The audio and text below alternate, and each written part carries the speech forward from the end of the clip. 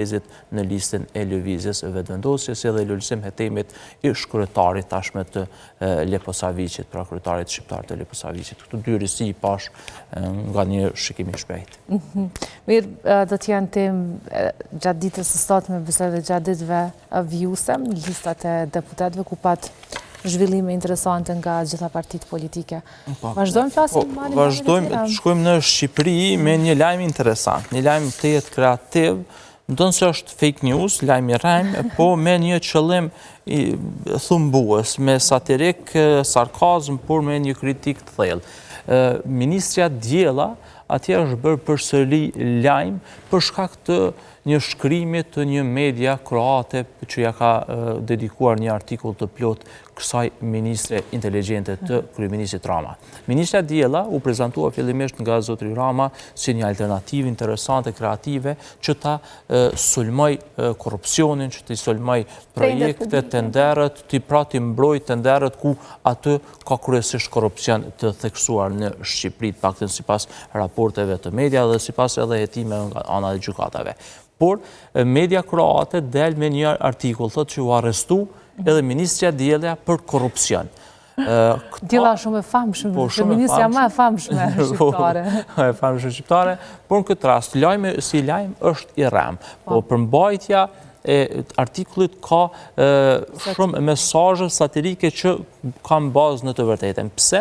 Sepse atë përmenden dy raste. Rasti i Belinda Ballukut, e cila është duke hetuar për keshpërdorim të tendereve të tunelit të Llogaras, një tunel të jetë i madh dhe i rëndësishëm në Shqipëri në aspektet infrastrukturore, po ashtu edhe shefja e institucionit mbikëqyrës të Albanias, që është përgjegjëse për Djelën, edhe ajo është duke u hetuar për korrupsion të disa tendereve. Do të thotë praktikisht tash në një farë forme primet Djela po arrestohet, sepse shefja e sajna që e mbikëqyr Albanian, pra digitalizimin në Shqipëri, është duke u hetuar nga SPAKU dhe duke vijuar seanca gjyqësore kundër saj për shkak të keshpërdorimeve të tendereve të ndryshme.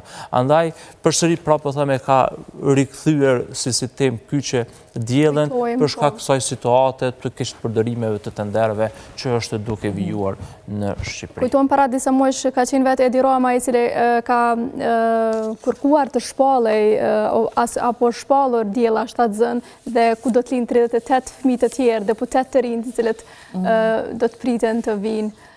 Para më do të rastohen edhe gjitha të tjerë për tendere publike ose korrupsione të ndryshme.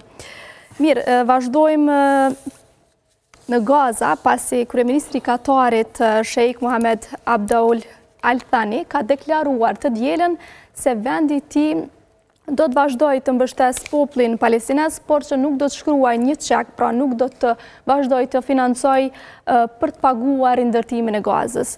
Ata kanë thënë që do të bëjnë gjithçka për të ndalë vuajtjet e popullit palestinez, por që nuk janë të gatshëm të financojnë ndërtimin e këtij shteti.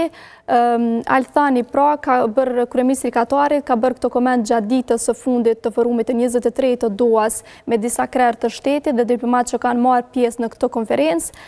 Pra duke cituar se ata do të vazhdojnë të mbrojnë, por që nuk do të mbështesin në aspektin financiar dhe se i ka bërë thirrje Izraelit në këtë rast që të mbështesë një zgjidhje në mes të dy shteteve, pra si një pjesë iniciative ku do të krijojë një paqe mes këtyre dy vendeve. Ndërkohë kujtojmë që ambasada e përgjithshme e OKB-s, e cila u votoi me shumicë dërmuese muajin e kaluar për të mbështetur një zgjidhje mes këtyre dy shteteve, pra për konfliktin Izrael-Palestinë, e cila ishte kërkuar Izraelit të angazhohet për një shtet palestinez dhe po ashtu kryeministri i Izraelit Benjamin Netanyahu, i cili ka kundërshtuar kategorikisht pra këtë kërkesë se mund ta quajmë. Pra kemi Katarin i cili nuk dëshiron të ndihmojë Gazën në aspekte financiare.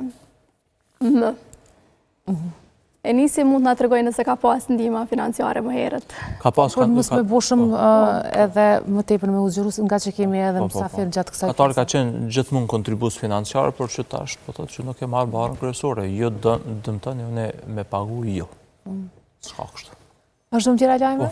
Jo, vazhdojmë me agendën. Me agendën. Agenda jonë është shumë interesante nga që vetëm pas pak do presim në studio, mendim rrugove, meteorologun tonë, nuk kemi me folë për lista, me mendime, sepse zakonisht ju e dini që flet rreth moti si një shkencëtar